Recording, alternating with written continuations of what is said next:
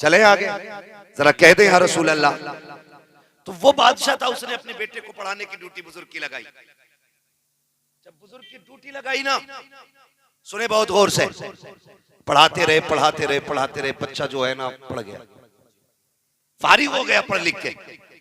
उस्ताद फरमाने लगे बेटे तालीम मुकम्मल हो गई है, एक सबक रह गया है, कल आ जाना। कब आना है? कल। उस्ताद की बात बता रहा हूं, समझें जरा।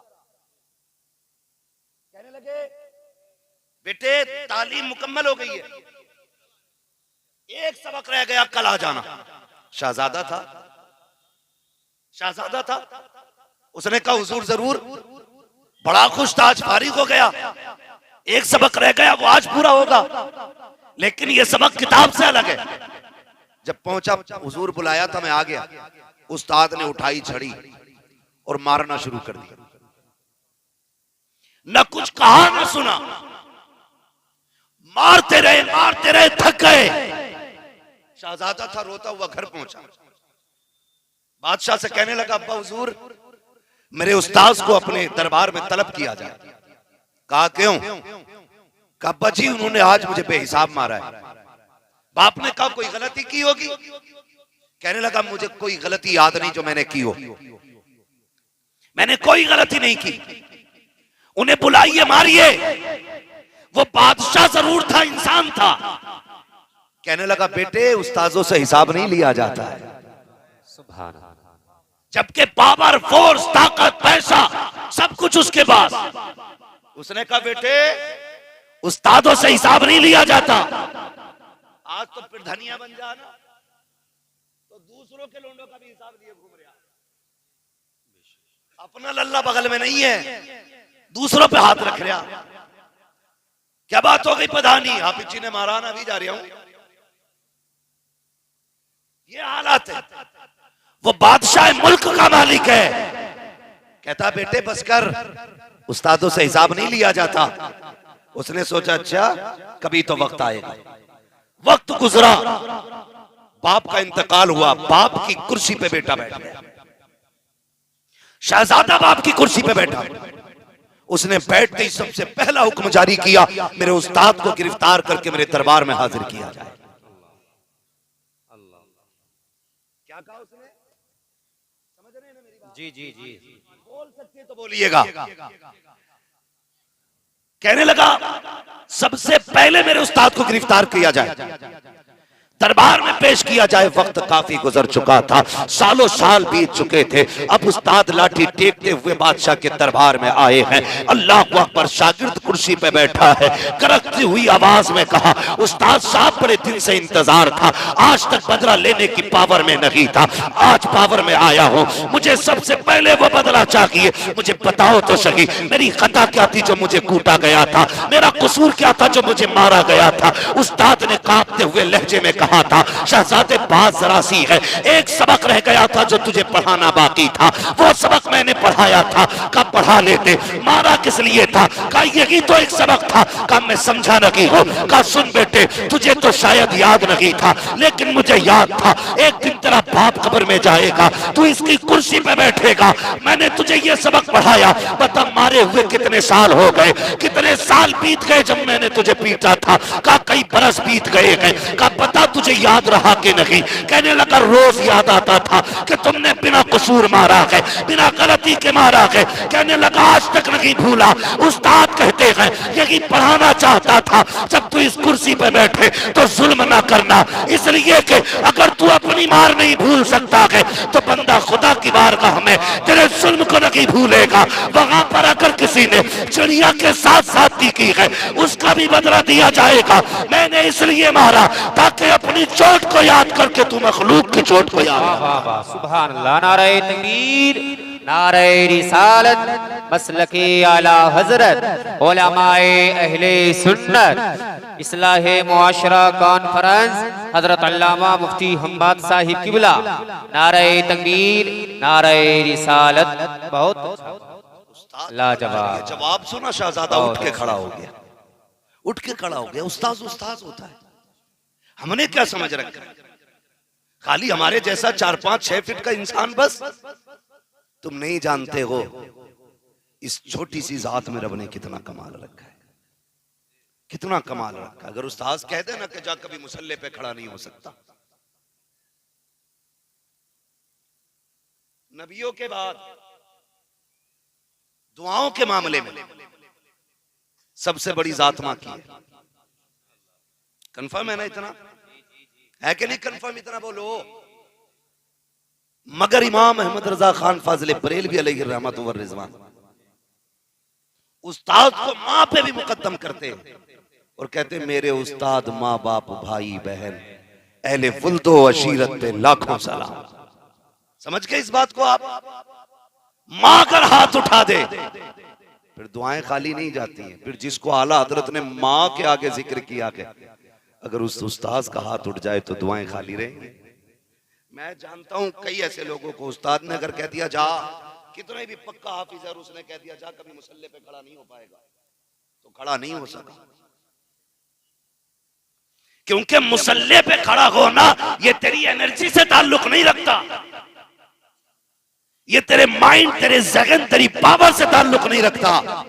जब बंदा मुसल्ले पे खड़ा होता है ना तो किसी का हाथ शफकत बन के उसके सर पे रहता है। याद रखिएगा, अगर उस्ताद ये कहते नहीं खड़ा हो सकता मुसल्ले पे तो फिर खड़ा नहीं हो सकता है।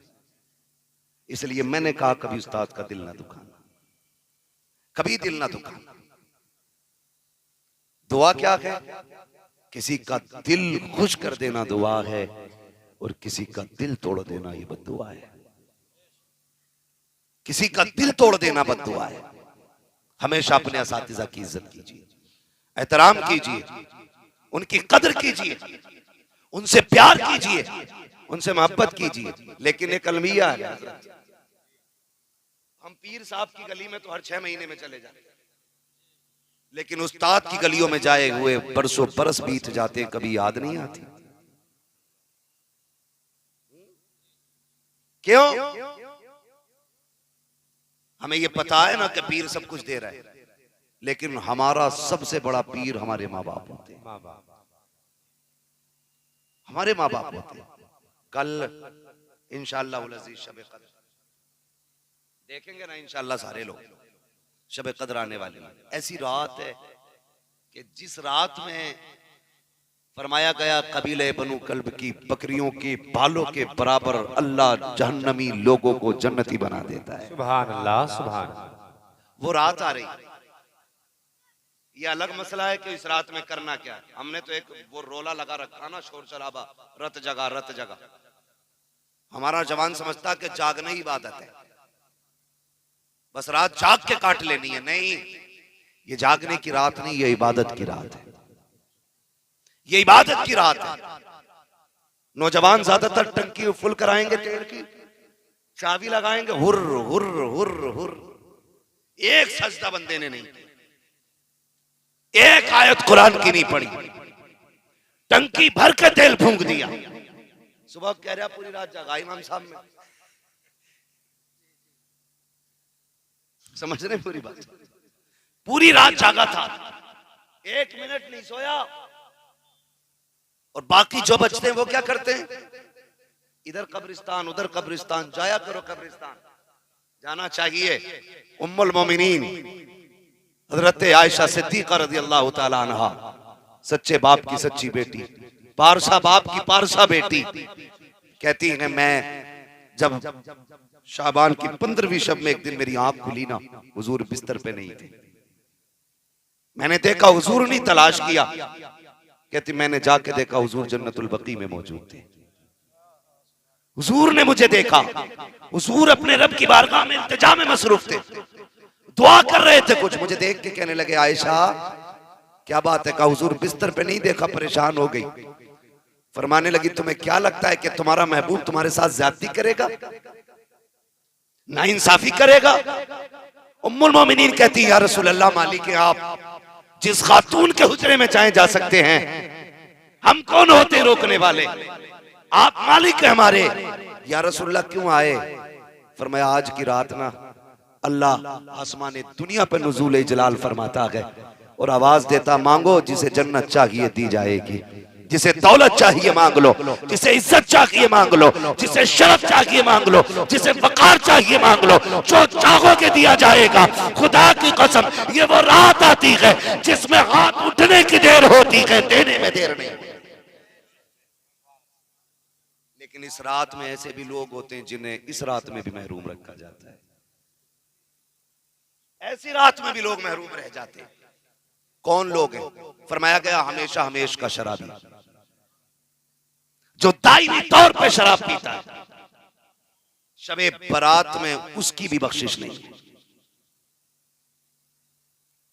नंबर 2, मां बाप का नाफरमान, वो भी इस रात में बख्शा नहीं जाना। फोन पे फोन कर रहा, हेलो अस्सलाम वालेकुम। वालेकुम। क्या कुल पढ़ने पहली रकात में? मैंने 18,000 कलमे पढ़ लिए, और क्या पढ़ूं? ओ भाई, ये तो मस्जिद है। अगर काबे के अंदर भी जाके बैठ जा और माँ बाप नाराज हैं, अल्लाह तेरी काबे की इबादत भी मुंह पे मार देगा। ट्रेंड चला, ट्रेंड देखा नहीं? व्हाट्सएप, फेसबुक पे माफीनामा है? आजकल ना ये सोशल मीडिया वाले तौबा करने वाले, कहीं ने जन्नत भी सोशल मीडिया वाली ना मिले, जो खाली फोटो में ही जन्नत है। समझ रहे मेरी बात? तो लिख के भेज रहा, कोई गलती हो गई हो तो माफ कर दिया जाए, शबे बारात आने वाली है, दिल टूट गया हो तो माफ। उन्हें भेज रहा जिनसे मिला नहीं, देखा नहीं, बात नहीं की, उनसे माफी मांग रहा है। लेकिन जाओ घर में जाके पूछो, जिसके लड़के ने 6 से लोगों को माफी नामा पोस्ट किया था, वो 2 कदम उठा के माँ बाप के पास भी गया है कि नहीं?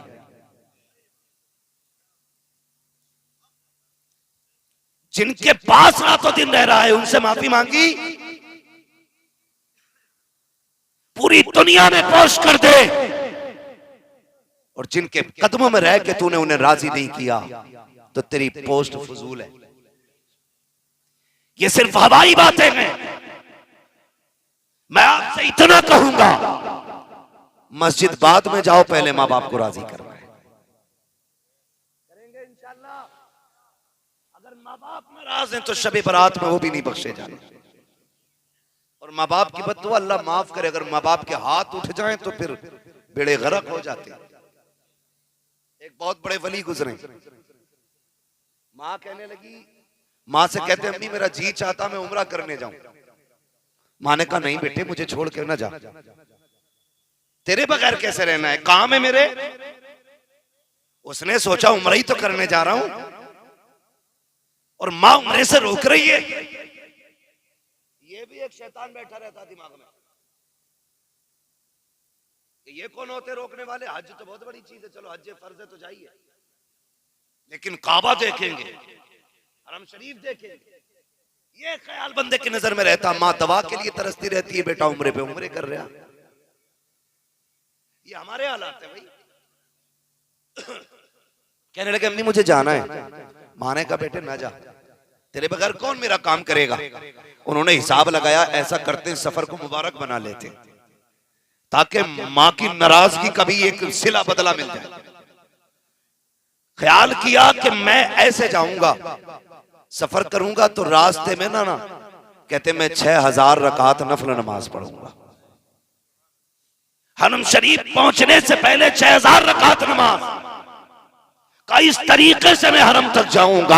अल्लाह अकबर। जैसे निकल गए घर से, अल्लाह के वली हैं, कोई किसान की बात नहीं कर रहा हूं मैं, उसकी बात नहीं कर रहा हूं जो दुकान पर बैठ के 1 किलो की जगह 900 ग्राम तौलता है, 1 मीटर में 700 सेंटीमीटर या 90 सेंटीमीटर कम नापता है, मैं उसकी बात नहीं कर रहा हूं जो लाइट लगा के अंधा करके लोगों को बेचता है, मैं उस बेटे की बात नहीं कर रहा हूं जो अच्छा दिखा के घटिया बेच देता है, मैं वली की बात कर रहा हूं। वली की ये सोच के घर से निकले, इबादत करते हुए जा रहे हैं। पहली रात आई, माँ को जरूरत पड़ी, उसने कहा बेटे, आवाज दी, कोई जवाब नहीं आया, फिर आवाज दी मेरे लाल, फिर कोई जवाब नहीं आया। जब तीसरी बार आवाज दी है, माँ तो माँ होती है, जब जवाब नहीं आया, सुना सोचा लगता है मेरा बेटा चला गया है।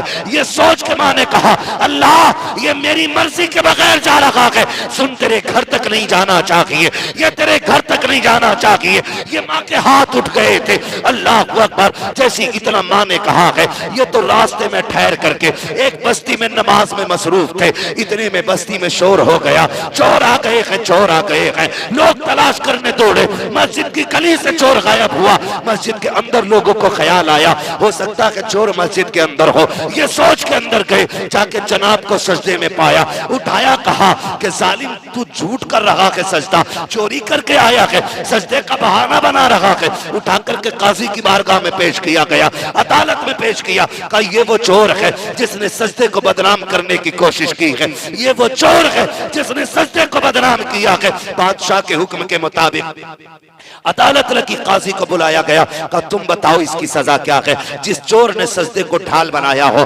सजदे के तकद्दुस का पामाल किया हो। काजी ने कहा जनाब ऐसे शख्स की सजा ये है, इसकी आंखें निकाली जाएं, इसके हाथ काटे जाएं, इसके पैर काट के फेंक दिया जाए। अल्लाह अकबर। काजी के इतने कहने पर बादशाह का हुक्म होता है, उसकी आंखें निकाली गई, उसके हाथ काटे गए, उसके पैर काटे गए। चीख मारी तो ऐलान किया गया, लोगों देखो जो झूठ बोलेगा, चोरी करेगा और सजदे को ढाल बनाएगा, इबादत का झूठ बोलेगा, उसका यही हश्र होगा। इसने रो के कहा था खबरदार ऐलान ऐसे ना करो, ऐलान ऐसे ना करो, ये झूठे सजदे की सजा है, ये चोरी की सजा है, बल्कि ये ऐलान करो ये माँ की नाफरमानी की सजा है, ये बाकी बात ना मानने की सजा है। बादशाह ने कहा क्या कहना चाहते हो। कहा बादशाह कसूर तेरा नहीं, कसूर मेरा है। मेरी माँ ने मुझे रोका था लेकिन उसकी मर्जी के बगैर मैं उम्रे पे जा रहा था। कहा कहाँ के रहने वाले हो। कहा पड़ोस के गांव के रहने वाले हैं।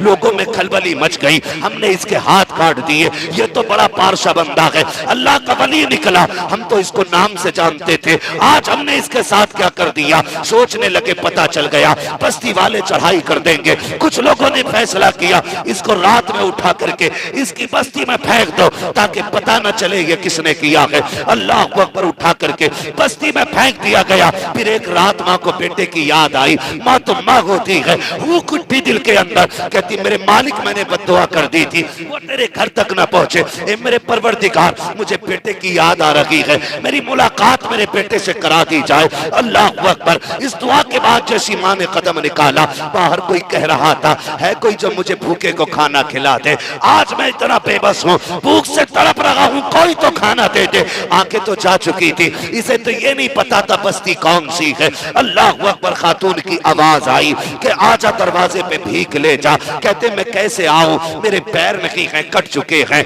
अल्लाह अकबर। कहने लगी मैं बाहर नहीं आ सकती इसलिए कि गैर महरम से पर्दा फर्ज है। कहने लगी खातून डरने की जरूरत नहीं है, मेरी आंखें भी जा चुकी हैं। जब करीब आई है आंखें फूटी हुई देखी, कहा अपने हाथ से खिला जाना। कहा क्यों। कहा हाथ भी नहीं है। खातून ने निकल के चेहरा देखा, देखा तो ये बेटे का चेहरा था। चीख निकल जाती है। माँ ने लाल को सीने से लगाया, बेटे ये क्या हो गया है। कहा माँ ये तेरी बद्दुआ की सजा है। माँ की चीख निकल जाती है, हाथ उठते हैं, कहती है ए मेरे परवरदिगार मैं अपने बेटे की इस तकलीफ को बर्दाश्त नहीं कर सकती और न बेटा ये दुख झेल सकता है। या अल्लाह मुझे और मेरे बेटे को दोनों को मौत अता फरमा दे। इतना कहने की देर की दोनों का इंतकाल हो जाता। यार माँ की दुआ लेते रहे, बद्दुआओं से बचते रहे। जाके कह रहा इतनी तस्बीह पढ़ ली और बताओ क्या करूं। पहले ये कर अपने रूठे हुए माँ बाप को मना, उन्हें राजी कर पहले, जिनका दिल तोड़ के मस्जिद में आया है, जिनका दिल दुखा के मस्जिद में आया है। अगर माँ बाप नाराज हैं तो शबे बरात जैसी रात में बंदे को छुटकारा नहीं मिलता। क्या करना है, मस्जिद में जाने से पहले रूठे बाप को मनाना है, नाराज मां को राजी करना है। और ये बड़े अच्छे लोग होते, माँ बाप बड़े अच्छे लोग होते। तुझे जाने में देर होगी, इन्हें माफ करने में देर नहीं लगती है। आपको शायद गैरत आए चल जाने में, आपको यह एहसास हो मैं बख्शा जाऊंगा कि नहीं, मुझे माफ करेंगे कि नहीं। जाके देखना बूढ़ा बाप अगर वो सो रहा हो उसके कदमों में बैठना और तलवे दबाना शुरू कर देना। वो बाप आंख खोलेगी, उठ के बैठ जाएगा, तुझसे तेरी गलती के बारे में नहीं पूछेगा, तेरी खता के बारे में नहीं पूछेगा, तुझे देखेगा, कहेगा सोया नहीं बेटे, कह देना माफ कर दे। खुदा की कसम उसके जुमले जानते हो क्या होंगे? कहेंगे बेटे तूने आने में देर कर दी, हम तो तुझे कब के माफ कर चुके हैं, कब के तुझे माफ कर चुके हैं। जिनसे चौक में मिले, चौराहों पे मिले, जिनसे सड़कों खेतों में मिले मिनट 2 मिनट के लिए, उनसे माफी मांगते हो। जिनके पेट में रखे, जिनकी गोद में रखे, जिनकी दिमाग दुआओं में रहे, जिनके दिल में रखे, कभी उनसे दुआएं माफी मांगने की फुर्सत नहीं मिलती। ऐलान कर दिया गया वो नहीं बख्शे जाएंगे आज जो माँ बाप के नहीं होंगे, इसलिए कि ये रब का भी फैसला है। जो माँ बाप का नहीं हो सकता वो हमारा भी नहीं हो सकता है। आप सबकी जिम्मेदारी बनती है कि जिनके दिल तोड़े हैं उन्हें बना लें। बातें और भी बहुत सारी बातें। चुगली करने वाला नहीं बख्शा जाएगा, शराब पीने वाला नहीं बख्शा जाएगा, मुशरिक नहीं बख्शा जाएगा। समझ रहे हैं ये सारी बातें। बस मैंने पहले ये बात कही थी, किसी का दिल तोड़ देना बद्दुआ है, किसी को खुश कर देना ये दुआ है। तो बड़ी बात यह है कि राजी करने की कोशिश करें, बच्चों को पढ़ाने की कोशिश करें, मेहनत करें कि आपके बच्चे पढ़े, और जो इदारा आपके बच्चों को पढ़ा रहा है उसकी खिदमत किया करें। अक्सर होता क्या हजरत, हमारी बस्ती में इदारा चल रहा है लेकिन इस बस्ती के इदारे के नाम की 10 रुपए की रसीद नहीं। मैं आ जाऊं करे भाई मशहूर आदमी आया था तो काट दो 5,000 की, थोड़ा नाम भी होगा। हम पैसा वहां देते हैं भाई जहां नाम होता है, जहां शोहरत होती है। पैसा वहां दिया करो जहां जरूरत होती है। मशहूर जगह को देने से ये दुनिया जानेगी, सिर्फ ये 10, 20, 50 गांव जानेंगे। और गुमनाम जगह देने से पहले महशर सारे जानेंगे। ये कौन उठाया जा रहा है, ये किसको ले जाया जा रहा है जन्नत की तरफ? ये वो है जो मुट्ठी बंद करके हुजूर के मदरसे चलाया करता था। लेकिन नहीं जी, उसे नहीं देना जो गांव का मदरसा है।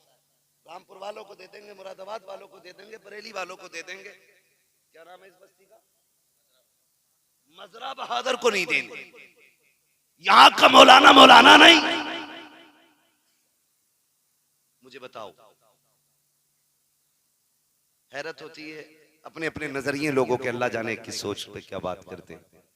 लेकिन मेरी तो थोड़ी सोच भी अलग रहती है। हो सकता है आपको इत्तेफाक ना हो मेरी सोच से, लेकिन मैं अपनी सोच से 100% मुत्तफिक। मिसाल के तौर पर बंदा उम्रा करने जा रहा है, भाई हज फर्ज हो गया,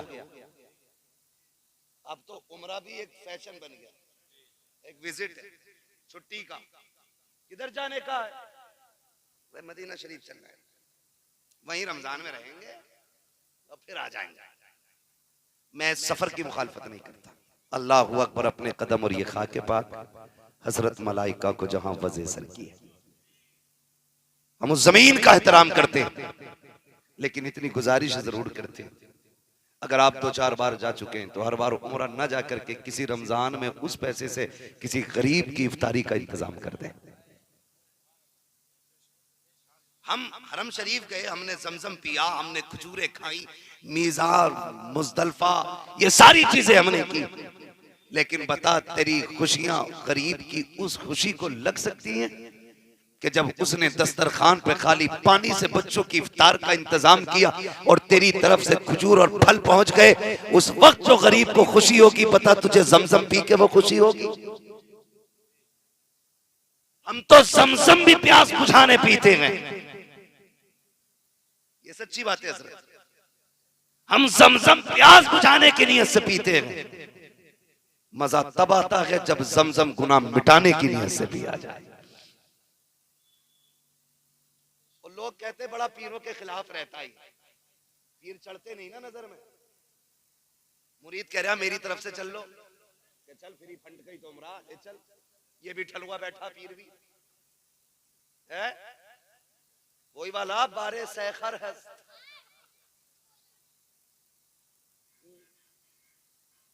भाई गधों के बोझ लाते जाओ। मैं आपसे एक बात कहना चाहता हूं, थोड़ा सा सोचें, दिमाग लगाएं। कल मुझे हैरत हुई इस बात को सुनने के बाद।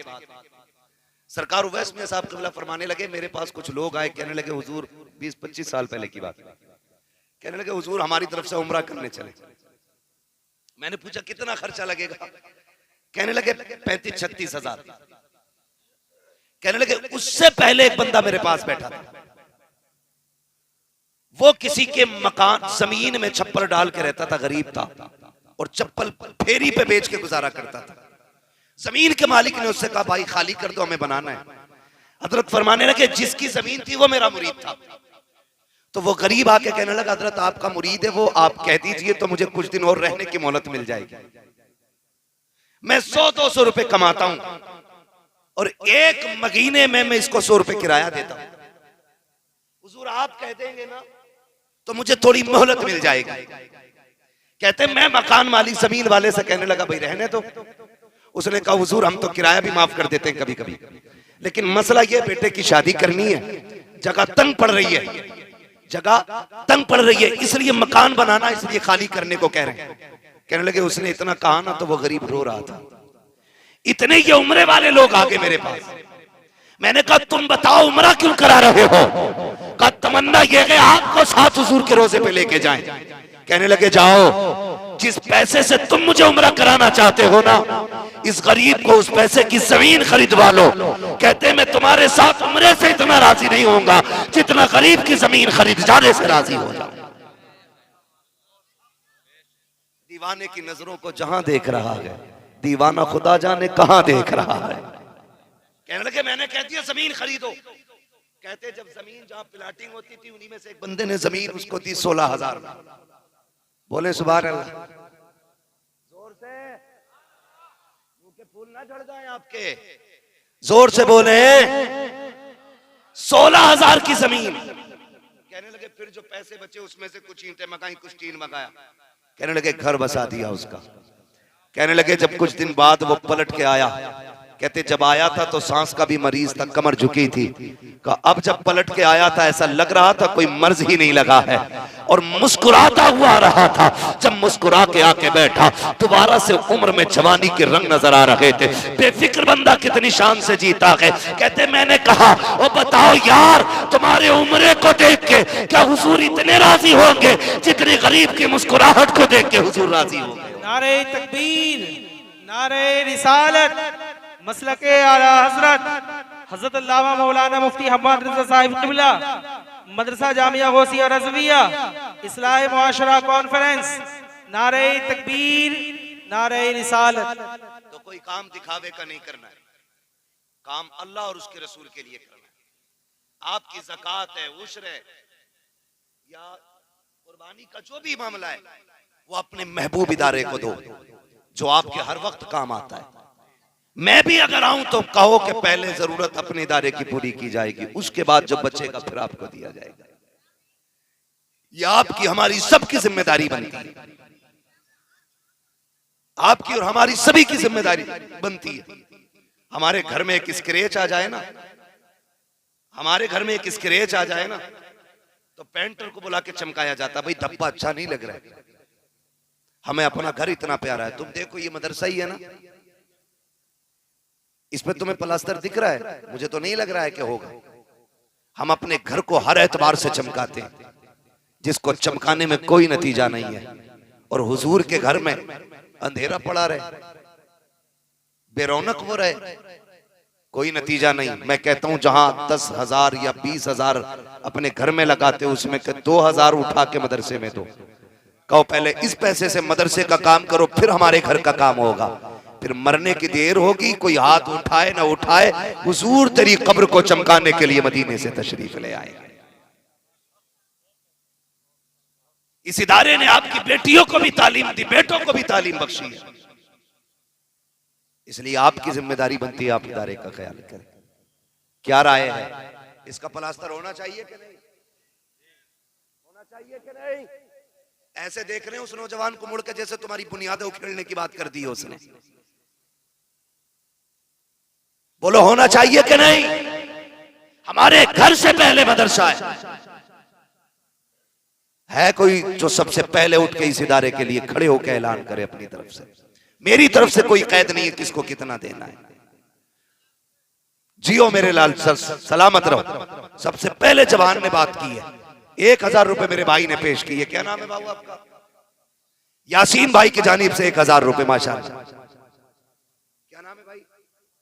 फरकान भाई की तरफ से भी माशाल्लाह 500 रुपए पेश किए। समूदिया से आए हैं माशाल्लाह।